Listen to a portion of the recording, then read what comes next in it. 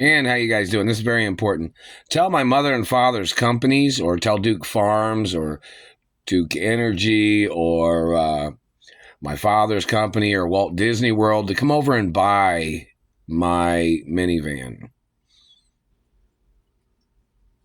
and then ship it over to my mother and father's property in Beverly Hills, or somewhere over my mother and father's property. So somebody from the studios or some other celebrity needs to come over to Home Goods and buy my minivan and give me enough money where I can go buy a new car.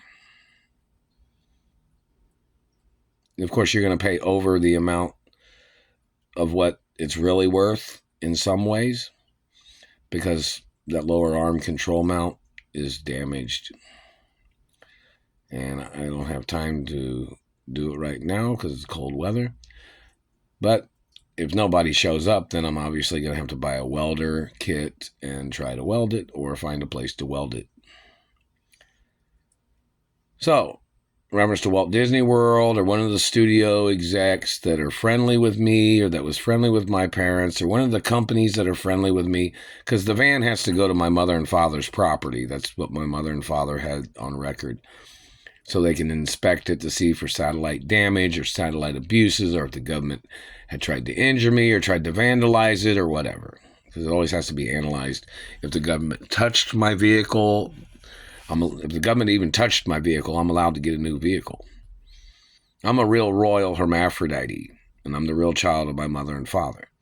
So, in reference to the information, I work in Home Goods.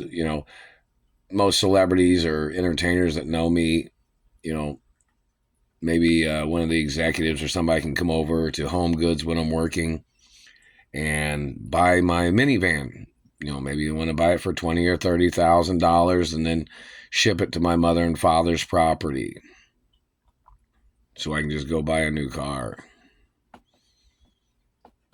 All right.